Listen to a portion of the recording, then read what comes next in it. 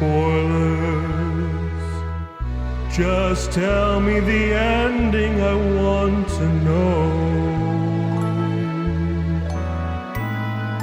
Please tell me who's dying and why they're crying. I hear that's his daughter, don't you know? That's an Old Boy reference. I'm dreaming of movie spoilers. Was Bruce Willis dead the whole damn time? Sixth Sense. May your films be spoiled tonight, and may all you be warned again tonight. The following podcast contains spoilers for White Christmas. You have been warned.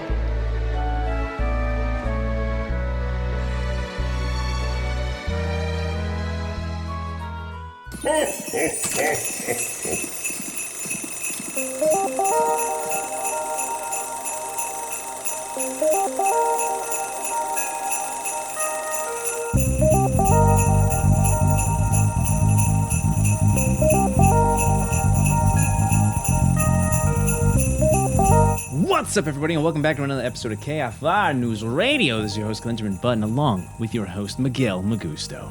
Hello! Greetings. Oh, gotta show my Christmas sweater. Whoa!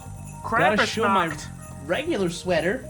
We are 1 month away from Krampusnacht when recording this, November 6th. December 6th is Krampusnacht. This will be released well after Krampusnacht. But I Yes. hope your children got kidnapped by the Christmas demon. It needs to happen. It does need to happen. How you doing, Glenn? I am doing quite well, and exhausted. Yeah? I am, as you know so far, but as the audience might not know, I have been working tediously at changing seats like crazy, and I am fucking exhausted because not having a car and riding a bike does not add to that level of comfort. Yes. Now, I know what changing seats entailed before they had the recliners. What's it entail now? So basically, I have to take off the backs of the seats and the bottoms of the seats and completely interchange them, which is much, much harder than that exactly sounds. Okay. So you're not just like taking the entire seat out? No, it's a piece of shit. Yeah. And not fun. But luckily, I'm getting help, which is fun. Otherwise, I'd literally find my brains in a box. And, well, don't know how they got there, but, well, let's just say it's casual. It's just a very casual way of finding how they got there. How are you doing, buddy? I'm doing good. Do you see any movies this week? Or I have been a little tardy on that. I've been a little Understandable. bad naughty boy. And if Santa were to see my list, he would just throw that list away because of me not watching too many movies. That's fine. That's cool. But I You a did retired watch boy. a show and the movie we have to watch. Would you like to hear what it was? Sure. Oh, good, because I'm going to get into it. Do it. I finally, along with most of the world, have finally seen the end of a show called Attack on Titan, which is like one of the 4 anime shows that I think you would actually watch. We were talking about another one of those 4 earlier. Yeah, just Before previous. we It was recorded, yeah. the storytelling in this is so just immaculately done and mind-blowing that it's like, how the fuck does anybody think of that? And it was just wrapped up so well. The studio Mappa just did a fantastic job. It's just really good. But that's all. I'll linger on that. After 10 years, finally, I lived long enough to see the end result of what that was. That was awesome. But after that, I watched White Christmas, which we shall get into in just a moment. Mike, what did you get into, you silly fella? Well, I watched a few movies, but we're in the new habit. We're trying to save on time here, so I'm not going to mention all of them. Yeah. The first one I will mention was a film from 1993 with Elijah Wood and Macaulay Culkin called The Good Son. Essentially, they're cousins, and Elijah Wood's mom is dead, so he goes to stay with his cousins for a bit, and his one cousin's a psychopath, played by Macaulay Culkin. And it really makes you wonder, was Kevin McAllister the bad guy the whole time in Home Alone? Why do I feel like I've seen that? It sounds You've seen familiar. clips. This was going around on the social media, various social media networks for a while. There's this one scene where they drop like a dummy onto a highway and like cause a 20-person pile up. God. And Elijah Wood is terrified, and Macaulay Culkin's just sitting there with his like, I'm enjoying watching devious people look. die. Yeah. So I mean, it's a cheesy '90s movie. It has some compelling moments. I think I feel like child actors today are better than they were back then. Yeah. For one reason or another, they just are. Maybe like the directors are tormenting them more or whatever. But well, a lot of the campiness out of those types of movies are gone now. Yeah, this was a little bit campy because of the '90s, and I feel like it wouldn't be nowadays. Who knows? It wasn't made, but it was okay. It was okay. Yeah.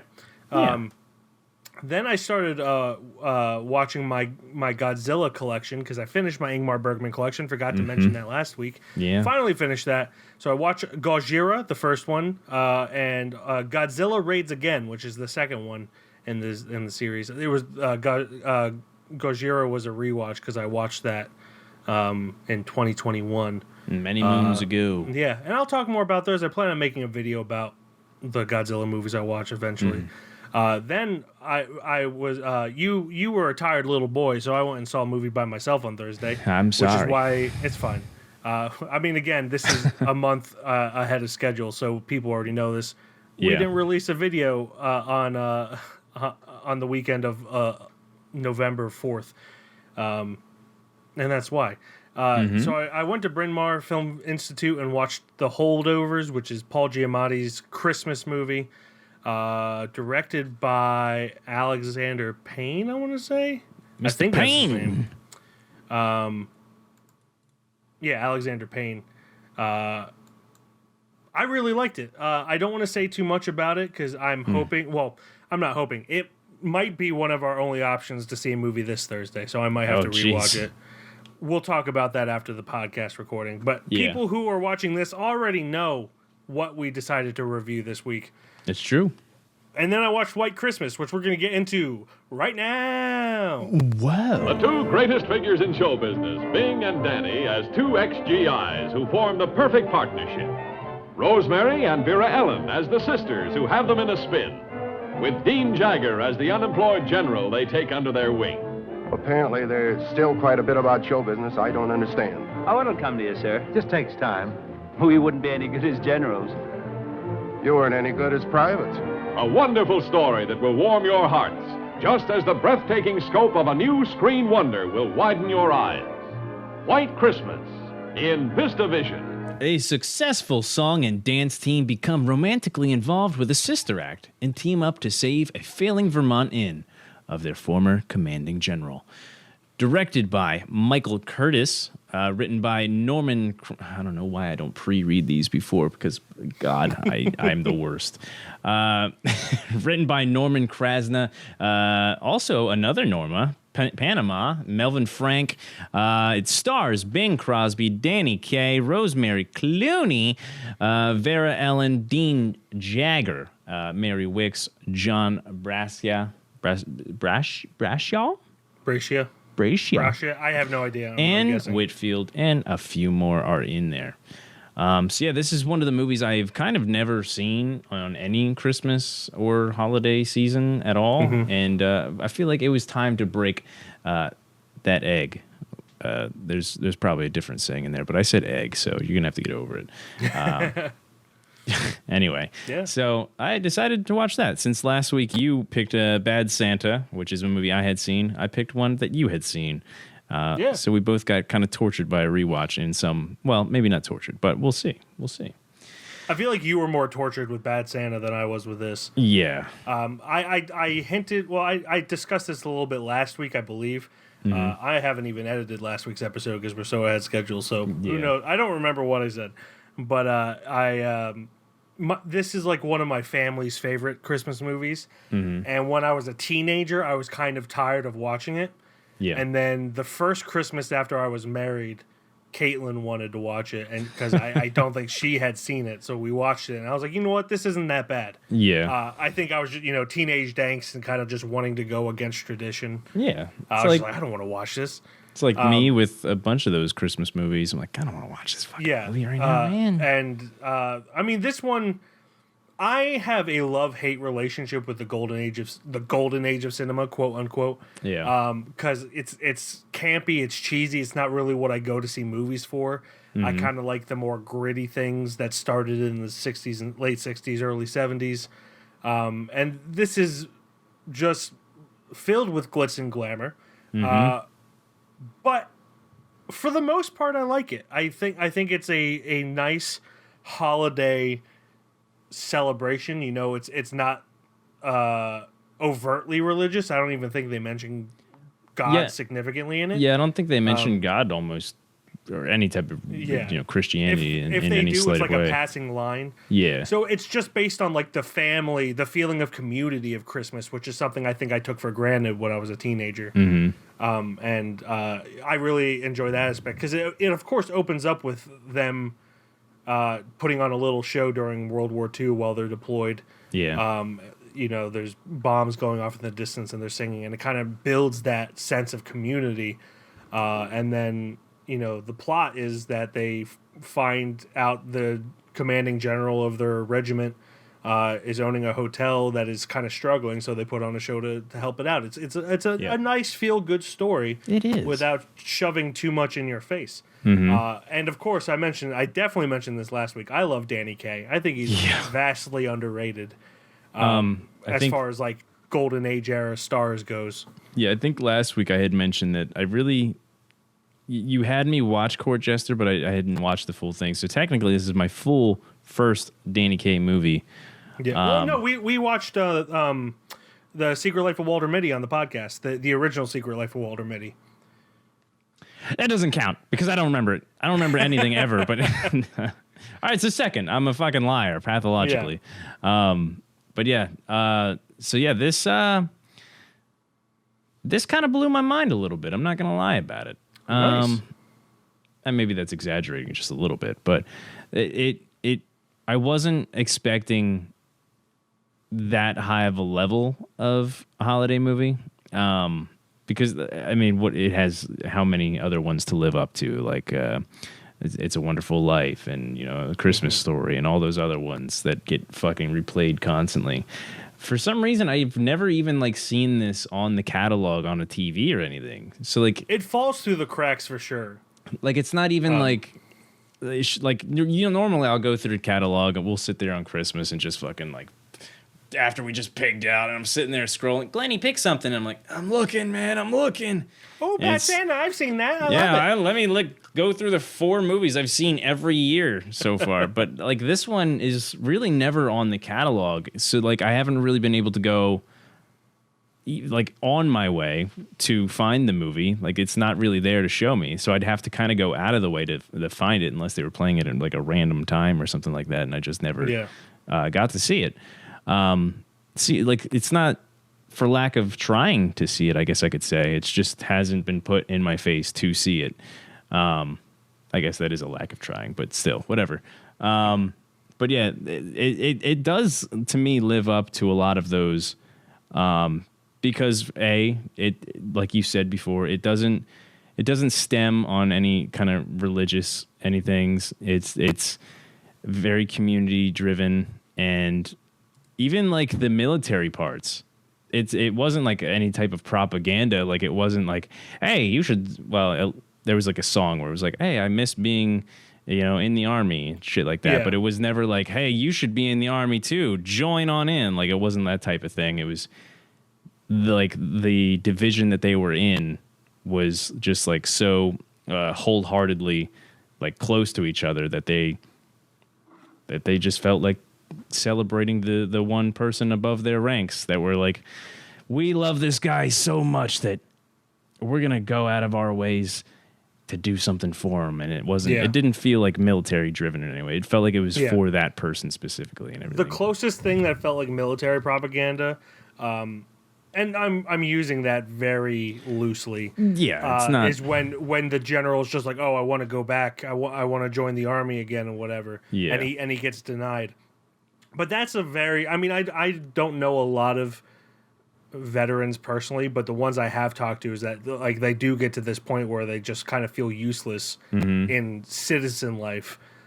So they're just like, oh, I just want to be back in the military. I feel like I'm doing something. Yeah. So like while the way it's portrayed in this kind of felt like a little bit like him wanting to help his country, be, and everyone else was kind of lesser than for not doing it. I'm using that very loosely because it's just kind of brushed over.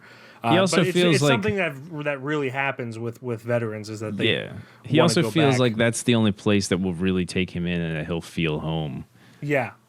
Which is it's a common thing with veterans. Yeah, because everything else just feels like the outside world. Once they are quote unquote home, everything else just feels foreign to them now because they're so. I mean, I'm not in the military in any slight of way, but I can hear through a grapevine or two. I don't know how I do that, but I'm pretty good at it sometimes. I'm a good listener.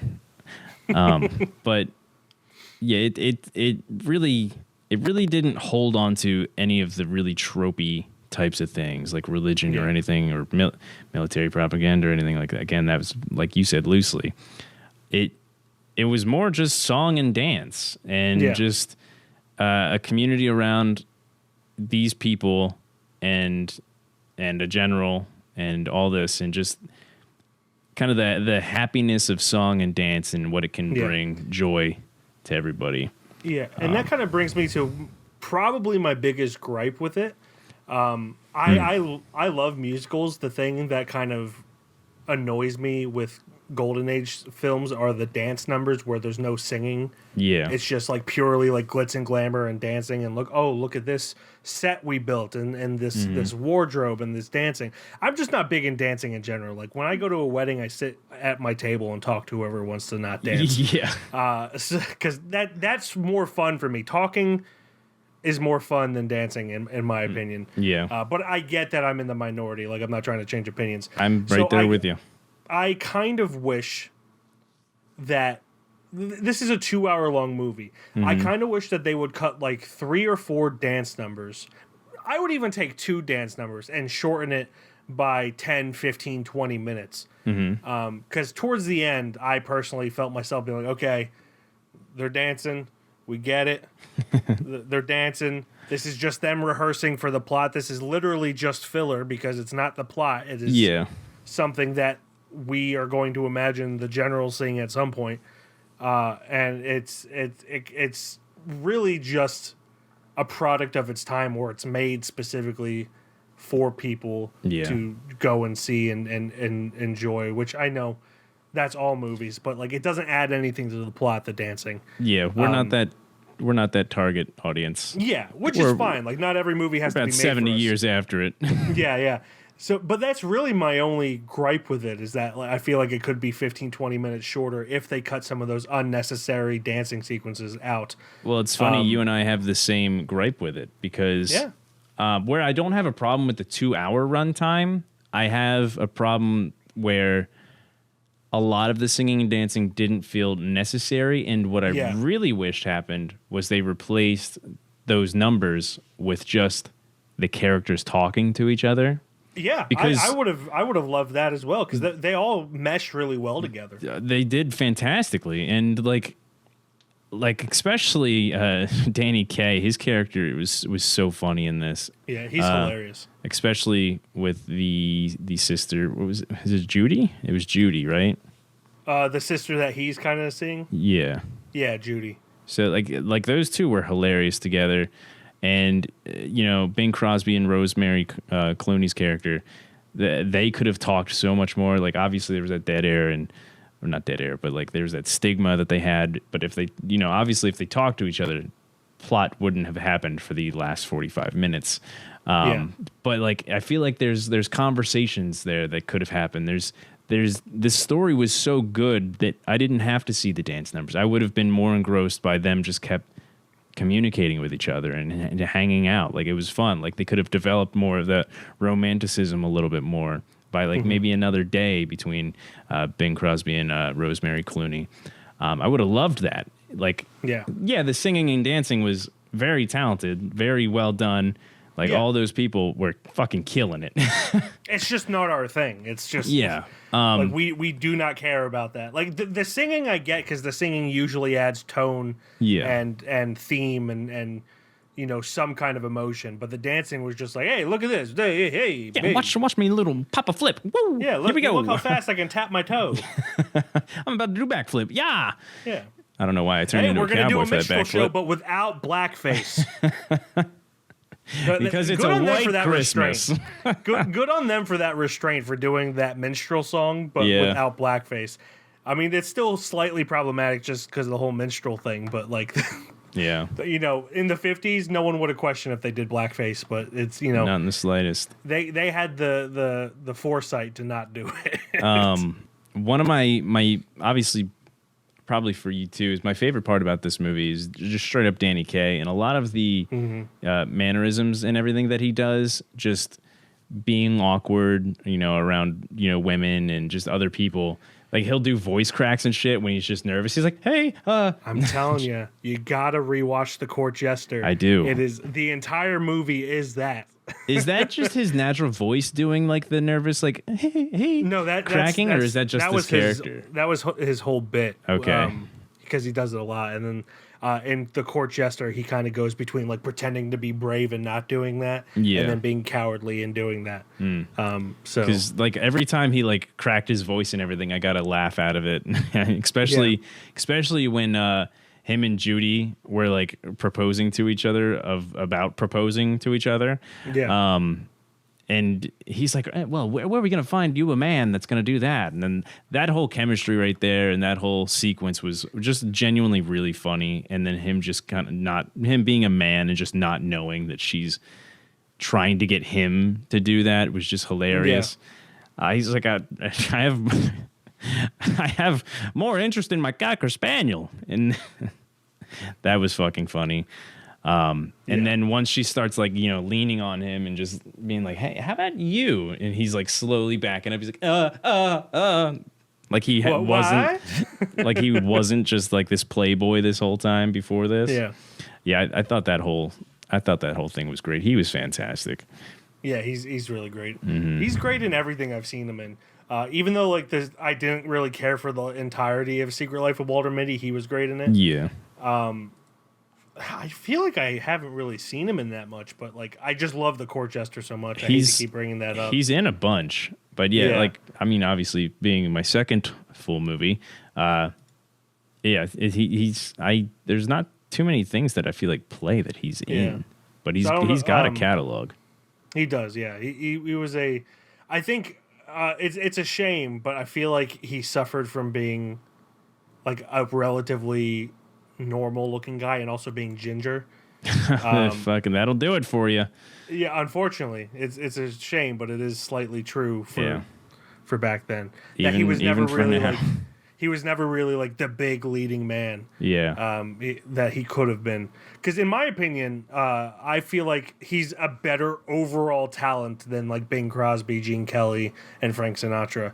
They're better at what they do than he is, but he can do all of it, and then he's also funny. A lot of this movie too is, I like the way Danny Kaye went about he didn't really fawn over Judy that much, but it was very natural the way he was very natural. But the way, and this isn't, you know, a jab at Bing or anything like that, but his felt like forced. Like he had to stare at her and he had to look at like her lustfully or anything like that. He was kind of just deep in her face, like that classic 50s way of being like, look at me, woman, I love you. Yeah. That type. And Danny's was just like, his was very natural. He was just like, well, if you're going to do it, I'm going to do it. And then just like kind of...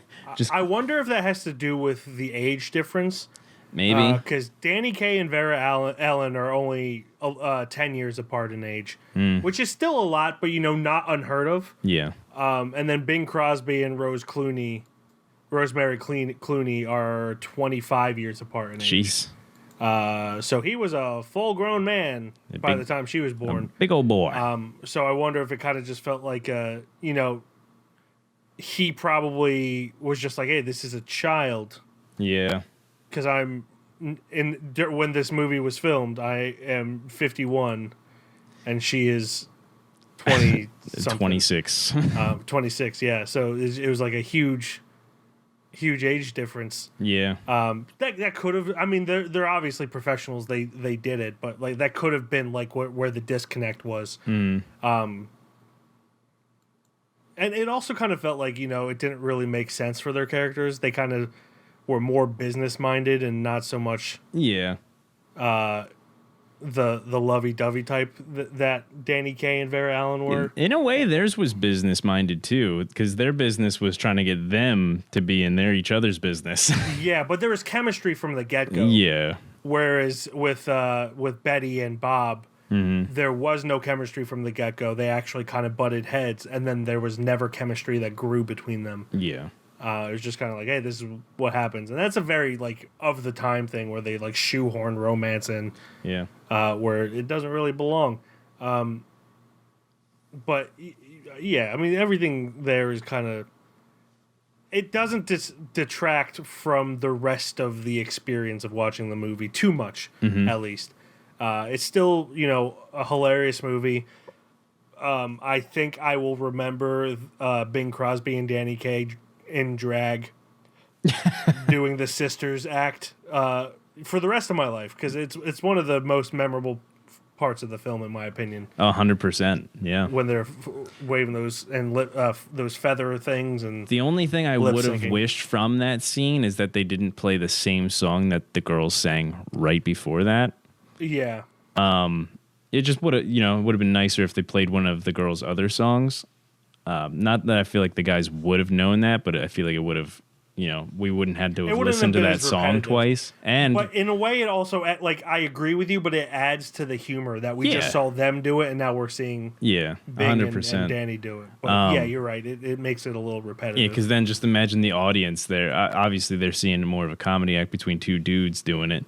But they're like, I got to listen to this fucking song again?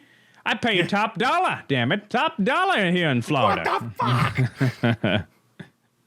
What the shenanigans is this? I don't know how 50s people talked. They were weird back then. Listen here, see? Listen here, I didn't come to see two men. Ugh. They're not sisters at all. This makes no sense. They look like lovers. They look like they're the ones that are lovers. They're not trying to fall in love with men or women. They're trying to fall in love with men. With men! Ooh. I don't know. Yeah, I have really no quarrels with this movie. And funnily enough, there's a lot of scenes where I'm like, oh, man, I hope they set this up to do this. And then they did. And then I'm like, oh, man, I hope they set this up to do this. Oh, and then they did it. Especially towards the end, I kept doing that. I'm like, oh, man, I hope they don't just kind of do that whole thing just to not do this. I'm glad they redid one of the things. I'm glad they redid White Christmas at the end. I'm like, man, it'd be great if they fucking did that again, but it wasn't just a beginning of the movie thing. It was a thing that wrapped it all up. Yeah. I'm very happy they did that again. Mm-hmm. And everybody had their happy ending at the end. It was really cool. Yeah, I think it's a really nice feel-good movie. I'm just reading some trivia here. Yeah. That sister's performance between Bing Crosby and Danny Kaye wasn't scripted. Oh, nice. That Danny and Bing just did it in between takes. Yeah. And Michael Curtis, the director, thought it was so funny that he put it into the film. That's awesome. And of course, I mean, you could tell, but Bing Crosby's laughs are genuine. Yeah. They were both smiling like little fellas. Yeah, and that makes me love it that much more. Is that it was just you know, just spur of the moment. Yeah, good old spur of the moment.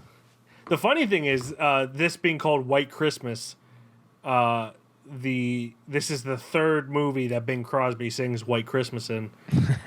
He sang it in Holiday Inn in 1942 and Blue Skies in 1946. Very interesting. So it's a He can't get away from it. yeah. I mean, it's a famous song. He'll never get away from it. Yeah, I mean, I don't think he wrote it. Yeah. But he definitely popularized it. But yeah, this is like one of my all-time favorite Christmas movies. Unless you asked me when I was a teenager, then I'd be like, ugh. Bad Santa should have been, but I never watched it. That was you. Yeah, I love it. I don't really have anything else to say except for I love Danny Kaye. If you're watching this and don't know Danny Kaye, watch The Court Jester for the love of God. Yeah, Glen. Yeah, Glenn, watch Court Jester. I'm tired of me and my friend Colin being the only ones who know what the fuck it is. And my family, of course. Yeah. But yeah, Court Jester's great. Yeah, this kind of surprised me big time. You know, I was expecting a little bit, but you know, I wasn't expecting the level of what it was. The whole ending with the general and the division. I thought it was the 151 division. That whole thing was just very heartwarming. I'm not even a big military person, but I'm the opposite of a big military person. Yeah, but. Go ahead. That's a discussion for now. Yeah. Not the individuals that go to the military. It's the way the government utilizes the military. I want to clarify that before anyone assumes that I'm anti veteran. Cover the bases, man. Cover them up. Yes. I'm anti the government sending them into wars that they should not risk their lives for. Yes. But yeah, I thought that whole thing was very sentimental. It was just overall a great movie. Yeah, it kind of deducts a point or two, or like half a point or whatever for the dance numbers, when I kind of wish there was more story going on. Yeah. But you know, a product of its time, it's fine. Overall, it's really great. Really great. Yeah. So yeah, that does it for our review for White Christmas. That brings us to the judgment. As always, it needs to be a unanimous decision whether it goes to the KFR shelf with the likes of Apostle and Handmaid. And Glenn, this was your choice. Does White Christmas go into the KFR shelf? It's a tough decision. It really is. You know, I'm kind of glad that this is kind of my first viewing of this movie and that I didn't see it before. But man, I really wish that this was on demand or whatever more, or on the catalogs, or just obviously TV, period. Because this is a fantastic movie. I really do think this is a movie everybody should see during the holidays, or even in November before the holidays actually start. Watch it. It's a great movie, very sentimental, and the story's really good enough to where it doesn't even feel like, until like the end, it doesn't even feel like a holiday-ish movie until the Christmas shit actually starts happening. It's more of just a community thing and just trying to uplift this one person, and you know, maybe spark a couple love interests along the way. It's really good. So I would say yes, it goes on the shelf. Yes. Everything you said, nailed it on the head. This of course was always like a family tradition, so I never had a life where it was off my radar. Yeah. But like I definitely know, like we always had it on VHS or DVD, so I never had to look for it through cable or whatever. But I totally see it being, you know, drowned out by like newer Christmas movies or you know, some of the more famous classics like It's a Wonderful Life. And I do think more people should watch it because it really is great. Like all of the problems I have with it are minuscule and, you know, not really that important. And it is a feel-good movie in the end, and it's a rare old Christmas movie that doesn't shove religion down your throat. Or like I love It's a Wonderful Life, but that does have like a heavy religious aspect. I was gonna ask, how do you compare? Do you like Wonderful Life more or this more? I think It's a Wonderful Life is a great movie in general. Where like if you take Christmas out of it, I still think it's one of the best movies ever made. This, I think it, like you said, there are parts that don't feel Christmassy, but like all the big parts do. Yeah.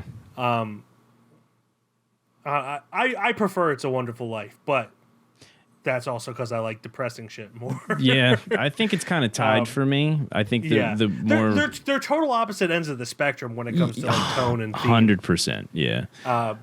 But like gun to my head, I would say It's a Wonderful Life. But like I like that we live in a world where I don't have to choose between the two. A little bit of freedom goes a long way. It's great. Yes. So I would also say it does go on the shelf with the likes of Apostle and Handmaid. Yes. All right. So there we go. White Christmas goes on the KFR shelf with the likes of Apostle and Handmaid, and that brings us to Streaming Roulette. It's our last movie assignment of 2023. Wow. What a ride. It's been crazy. So when I went to kind of make sure, because we're recording this on November 6th, I wanted to make sure that the holiday Streaming Roulette thing that we normally use was operating. Yeah. And it is, but not to the degree that it should have. It only really does Netflix, because I think Netflix is one of the few ones that has like holiday as a genre. So all of the ones that came up when I kind of did a few test spins were ones that we had already reviewed on this podcast. Yeah. So we're doing something a little different this year, and probably for years to come. We made a list of 11 movies. I picked 5. Glenn picked 5. I guess technically I picked 6. Santa came with his sack and just delivered a bunch of DVDs, and we have to pick one randomly. Yeah, so we're going to do, we have 11 movies. We're going to do a random number generator 3 times. Mm-hmm. See which of those 3 we want to watch the most. Yeah. So, without any further ado, here comes a spin on the wheel that is not the size of Providence, Rhode Island. It's only about that big because it's only 11 movies. It's like a couple trees on Rhode Island. Yes. So here we go. Okay. 8. Number 8 is Deck the Halls. Ooh. I'm assuming, yeah. So that is Deck the Halls. This is one that Glenn picked. It is. 2 neighbors have it out after one of them decorates his house for the holidays so brightly that it can be seen from space. Directed by John Whitesell, written by Matt Corman, Chris Ord, and Don Reimer, starring Matthew Broderick, Danny DeVito, Kristen Chenoweth, and Kristen Davis, Alia Shawkat, Jorge Garcia's in there, Fred Armisen's in there. Whole bunch of people. Yes. Whole bunch of people. This is going to be on Hulu. 5.0 out of 10 on IMDb. Right down the middle. Yes. Hour and 33 minutes. 28 Metacritic score. Yeah. So this means there's potential. Yeah. So that is Deck the Halls on Hulu. That is our first spin. Here comes spin number 2. 3. Christmas with the Cranks. Another Glen classic. That is another Glen movie. Look at that. I guess the roulette loves me this month. Apparently. From 2004, hour 39 minutes, 5.4 out of 10 on IMDb, and you said this was on Amazon. Yep. This is with their daughter Blair away in Peru. Luther and Nora Crank decide to skip Christmas altogether until she decides to come home, causing an uproar when they have to celebrate it at the last minute. Directed by Joe Roth, written by John Grisham and Chris Columbus. Okay, those are both names I've heard of. Starring Tim Allen, Jamie Lee Curtis, Dan Aykroyd, M. Emmett Walsh. Gotta love M. Emmett Walsh. Yeah. Eric Pear Sullivan, Elizabeth Franz, Cheech Marin, Jake Busey. Bunch of people. Caroline Ray is in there. I haven't seen this movie since like 2009. David Hornsby, Rickety Cricket himself, is in it. I didn't know that. But yeah, so 22 Metacritic score, and that is on Amazon. Christmas with the Cranks. I really hope it picks one of your movies, for God's sake. If it doesn't pick one of my movies or the bonus movie that I added, which I guess is also technically my movie, I'm going to be very upset. Here comes spin number 3. 6. Okay, so this is one we technically both picked, but I replaced it with Love Actually. Well, there it is. Love Actually. From 2003, that's going to be on Netflix. 7.6 out of 10 on IMDb, 55 Metacritic score. Follows the lives of 8 very different couples in dealing with their love lives in various loosely interrelated tales, all set during the frantic month before Christmas in London, England. Written and directed by Richard Curtis, starring Hugh Grant, Martine McCutcheon, Liam Neeson, Laura Linney, Bill Nighy, George Fisher, Colin Firth, Rory McGregor. This one's very stacked, everyone. Sienna Guillory, Emma Thompson, Lulu Popplewell, Chris Marshall, Heike Makach, Martin Freeman, Joanna Page, Chiwetel Ejiofor, Andrew Lincoln, and Keira Knightley. literally all of those people I have heard and or seen of before, except for maybe Rory McGregor and Lulu Popplewell. But yeah, that is going to be on Netflix. One of the arguably bigger Christmas movies ever. Yeah. I've always seen this one on TV, but never actually sat down and watched it. Never seen it fully. Yeah, I've only really seen the part where Andrew Lincoln is kind of just walking around the apartment, and he's like, yes. Carl! Oh, Alan Rickman's also in this, I think. He's just not coming up on that. Fucking legend, man. But yeah, I have not seen this either. It's one of those movies that everyone's like, "You haven't seen that?" I'm like, "Yeah, shut up." Yeah, I'm tired of hearing that too. I don't watch romance movies. Like, I don't go out of my way to watch romance movies. The ones that I have seen is because my wife made me watch them. Yeah. And she had not made me watch this, even though she's seen it. So holy crap! Marry that woman, man. Marry her. Oh, too late. I have. Which one tickled your fancy the most? The one that is honestly tickling my fancy, it's not really a competition. I want to see Love Actually just to get it off my radar finally. I want to move on with my life. I don't think it'll be bad, but I just want people to stop pestering me about it as well. Deck the Halls, I wasn't really... I just had that on there because I would probably be fun to talk about, and same with Christmas with the Cranks. I mainly picked that one because I love me some Jamie Lee Curtis, but I know that movie's not that great. Mm-hmm. It was okay for its time, but I'm with you. The funny thing is, out of all of these, I think Love Actually, despite it being rated significantly better than the rest, I will probably like the least out of these three. Oh, maybe just because it's a romance film, and the other ones are just silly, goofy family comedies. Yeah. But yeah, I need to get off my list. I'm still very pissed off that I picked so many good options that this little roulette game, and it went with all of my shittiest ones. Basically, so I had Joyeux Noel, which is a movie about the German and Canadian soldiers, I think Canadian, or maybe it was French, in World War II, where they have a ceasefire during Christmas because they were all singing Silent Night together. I was actually thinking of that in who doesn't want to watch that during White Christmas? I'm like, man, I had Black Christmas, which is a Christmas horror movie from 1974. Yeah. I had The Night Before, the Seth Rogen, Joseph Gordon-Levitt, and Falcon Anthony Mackie. Anthony Mackie, their Christmas movie. Michael Shannon's in that. He's really funny. Miracle on 34th Street, that's a movie I haven't seen that I've wanted to see. You had a lot better choices than me. Christmas Vacation, that's a movie I haven't seen that I wanted to see. But there was one in there with Henry Golding, and we love him because he's so handsome. We do. And then Tokyo Godfathers, that was the special one. That it was an anime Christmas movie that I was going to pick for you. But I guess we're doing Love Actually. Woo. Will we love it? Who knows? Yes. Doubt it. So undoubtedly, I'm probably going to do next week's spoiler with cue cards. Because that's just how it is. There's poor listeners that are on Spotify and everything. What the fuck is he doing? No, I'll probably add voiceover or whatever. Just put like a robot. He says, "I love you." This holiday season, join this unforgettable filmmaking team. Welcome, Prime Minister. This is Natalie. Hello, David. I mean, sir. 20 years ago, you'd have been just his type. As they explore that time of year.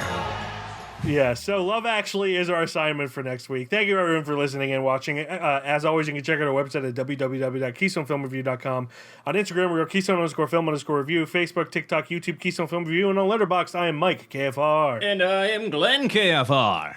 And that will do it until next week when we're not watching any of the possibly fire movies I picked. Yep, we'll have to wait till next year, Santa. I'm not shitting on Glenn here, but I actually picked Christmas movies that I was like extremely interested in watching. I picked ones that were good enough that they would be talked about because we did go through either a love or a hate thing. Yeah, I get that. We did go through a bunch of movies that we probably would have liked so far. And a lot of the ones that are going to be like ones that we would want to watch really aren't really on streaming services. Yeah. So, but I'm not really as bitter as I seem. I just like now I have to watch all 5 of these movies by myself. Yeah, because I want to watch them.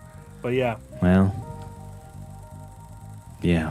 Tell everyone it's the Carolers. Tell them it's the Carolers or whatever. It's always I the don't know. I haven't seen goddamn the movie. Carolers, man. Goodbye, everybody. Bye-bye.